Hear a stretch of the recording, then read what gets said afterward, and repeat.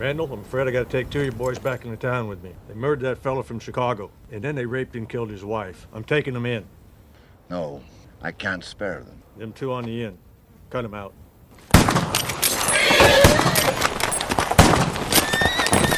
This is Randall Bragg and his thugs. Two longtime partners, Everett Hitch and Virgil Cole, traverse the harsh western frontier. They are lawmen for hire, bringing order to towns drowning in lawlessness. Virgil, a man of fearless precision, had a fearsome reputation as a gunfighter. Everett, a former West Point graduate, had left his military service for a life less constrained and more meaningful. Their bond was forged years earlier when Everett saved Virgil's life during a deadly gunfight. Their next stop is the small, desperate town of Appaloosa. Upon arrival, they meet with the terrified city fathers of Appaloosa, who explain their predicament. Appaloosa is entirely controlled by Randall Bragg. Bragg and his cowhands intimidate the citizens and act with absolute impunity. One leader admits that Bragg and his men have got them all running scared. They recount how Bragg himself murdered the previous sheriff and his men, who tried to arrest his thugs. The leaders plead that they want their town back, and they are ready to pay the price. Virgil agrees to the job, but only on one uncompromising condition. The town has to surrender full legal authority to him and follow his rule without question. This means you'd be running the town. It does. We can't have that. Before they could argue further, a woman rushes in, reporting Bragg's men are actively destroying the saloon. The crisis forces their hand.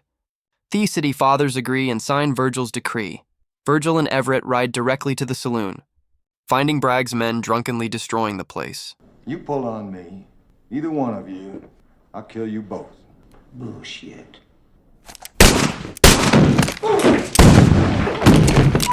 The next day, Bragg rides into Appaloosa with his entire gang. Virgil and Everett are already in the saloon waiting for them.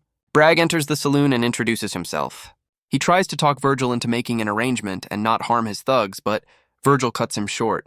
Bragg's men would either obey the law or end up locked up or dead. He even warns them about the new bylaw saying they cannot carry arms inside the town. Soon after, a striking woman named Allison French arrives by train.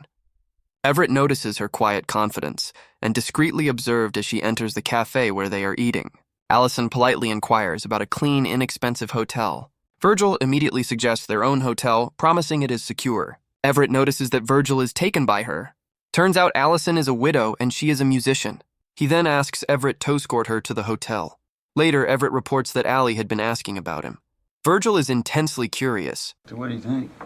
I think Mrs. French, Allie, might become exclusively interesting. What do you think about the man on the ridge? Fearing a threat from Bragg, they ride out to the ridge. The riders claims Virgil's authority do not extend to the area. Virgil stands firm and strikes one of the riders across the face with his pistol, cementing Appaloosa and its surroundings as his law.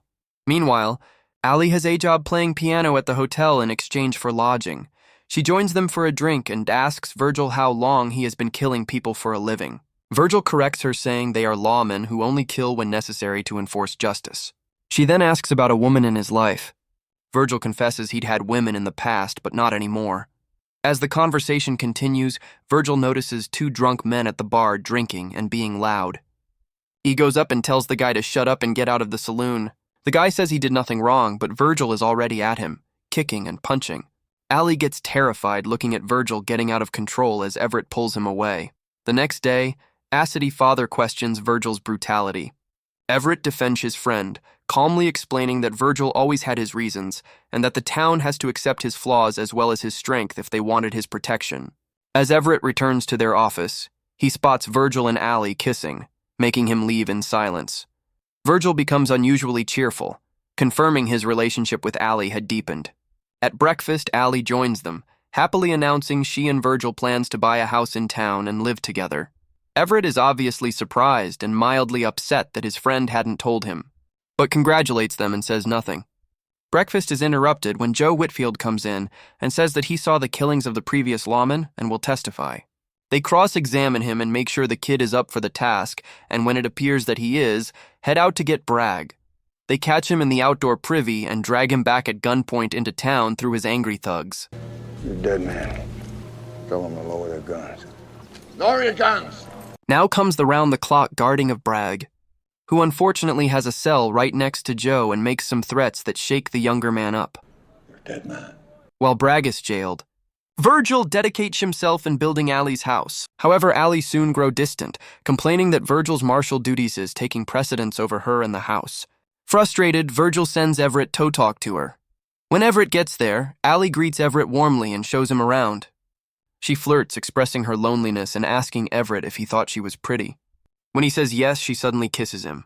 Everett briefly returns the kiss before pulling away, firmly reminding her that both of them are on Virgil's side and what she's doing is wrong. Embarrassed and angry, Allie asks him to leave. As Everett leaves, he sees Bragg's men riding toward the marshal's office. He rushes back, joining Virgil. Facing the gang, Virgil ordered Everett inside to guard Bragg, warning him to be ready to shoot. Virgil stood defiant, making it clear that a fight would cost them many lives. His calm, steady confidence worked. The gang backed down right away. Allie ran to Virgil, shaken but relieved. Everett kept his secret, but later confided in a local prostitute, who warned him that Allie would inevitably twist the story and turn Virgil against him. Soon, 2 other lawmen come into the office and said they came with the judge. They offer their help to watch Bragg, and Virgil thanks them and accepts. While getting ready for a little outing, the Shelton brothers come into town. They're very good hired guns. Virgil knows them, but unlike him, they go out for hire for legal and illegal purposes. After a small discussion, Virgil makes it clear who is in charge and asks them to follow the town rules. On the day of the trial, Joe Whitfield testifies against Bragg. Bragg grew furious, but his confident defense was unconvincing. The judge advises Joe to get on his horse and ride out of town while he still could. Bragg, taking the stand, accuses Virgil of a frame-up and taking over the town, but the judge is unmoved. The judge declares Bragg guilty and sentences to hang in another city.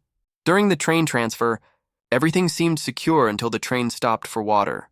The Shelton brothers appeared, holding Allie hostage beneath the tracks, demanding Bragg's release. Torn between duty and love, Virgil caves, releasing Bragg to save Allie. The brothers take Allie and Bragg with them, leaving Virgil humiliated and furious. Virgil sets off on foot while Everett returns to town be trained for horses. The next day, the two reunite and track the fugitives to a river camp. As they approach, they're shocked to see Allie bathing naked and laughing with one of the Shelton brothers. They go down to the riverside but find a group of Indians trying to ambush the camp. While planning their position, the Indians start attacking the group and have taken Allie with them. Virgil and Everett open fire, killing one of the Indians' horses in the process and forcing the Indians to retreat. Seeing the danger, Virgil strikes a temporary truce with the Sheltons. Where you headed? Little town, Rio Seco, 2 days ride. Well, we got these hostiles to deal with. Ain't a good idea us shooting each other. I say we put our troubles aside till we get there. Your word? Maggie? My word, Cole. When Virgil and Everett are on guard duty that night, Allie comes up and sits between them, saying how scared she was and how it was a mistake. When Virgil asks Everett if he thinks that she'll go with the Shelton brothers if they killed him, Everett replies that Allie needs a man. Allie then tries to say that Everett touched her. Don't listen to him. He tried to put his hands on me when I showed him our house. No, Virgil. I did not. No, Allie. Everett didn't do that. You believe him over me. That's correct. The next day, to buy safe passage, Everett takes Bragg's expensive thoroughbred horse and gives it to the Indians, making peace with them, and they head on their way. They soon arrive in a quiet town for the final showdown. Virgil opens up to Everett about Allie that, despite her flaws, he genuinely loves her charm and light, but knows that she isn't built for a steady life. Everett affirms that Al isn't heartless, just drawn to strength and authority. Virgil admits his feelings are unchanged. Allie comes in, obviously scared. When the men tell her that they're not scared because it's part of the job, she replies that she's always scared that she'll lose everything and have nothing. Virgil states he'll always look out for Allie, for as long as she needs him. As they walk over to the stockyards to have it out with the Shelton brothers, Virgil and Everett find out the town marshal they entrusted with Bragg is a cousin of the Sheltons. The marshal, Bragg, and the Shelton brothers get the drop on them, making it 4-on-2. Yes, sir.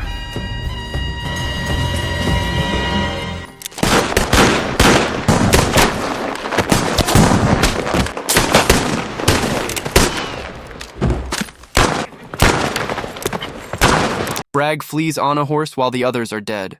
Both Virgil and Everett are wounded but alive. At present, all 3 of them are in the new house. Allie thanks both of them for not leaving her behind. Virgil is happy, though his leg never fully healed, leaving a permanent limp and a clinking brace. Soon, Virgil and Everett receive shocking news. Randall Bragg has been granted a presidential pardon. Bragg returns to Appaloosa dressed in fine clothes, radiating confidence. He approaches Virgil and Everett in the hotel, seeking to make peace, but Virgil refuses, saying the pardon does not change the murder. Bragg left stiffly. Meanwhile, Virgil confirms with the judge there was no legal recourse. Everett offers to handle things outside the law, but Virgil insists the law is all that give his badge a meaning. Later at the hotel, which is now owned by Bragg, Everett sees Allie and Bragg together. Sheathan slips upstairs to Bragg's room. The balance of power has shifted now, and obviously she senses the power change. Virgil's martial days are numbered now, as Bragg has the city fathers in his pocket. Virgil and Everett have a talk, with Everett saying that there isn't really work in Appaloosa for a guy like him. Virgil refuses to leave because Allie is there, and is okay with Everett moving on if he has to. Everett accepts Virgil's decision. The next day, Everett gives a necklace to the Hispanic girl and tells her the name of the one man who he had killed without being a lawman, sounding disappointed at himself about it. He says he's leaving. He takes his horses and rides to the hotel, going into the bar and laying down his badge and a gun to the barman, saying that it's for Bragg. Everett then goes over to Bragg, who is flirting with Allie, and punches him. I'll be out in the street. Bryce, you're a deputy marshal. You can't call me out. Boss has a gun for you. I'm going outside. You don't come out, I'll come back in and kill you. Bragg gets the gun and storms out of the hotel.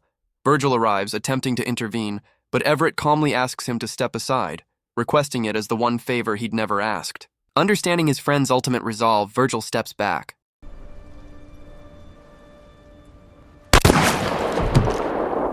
One shot and Bragg fell dead. Everett reloads and rides out of Appaloosa. By killing Bragg, he frees Virgil from a fight that would have cost him his badge or his life, ensuring his friend could remain a lawman and remain with Allie. Everett rides west, searching for a place where he belongs.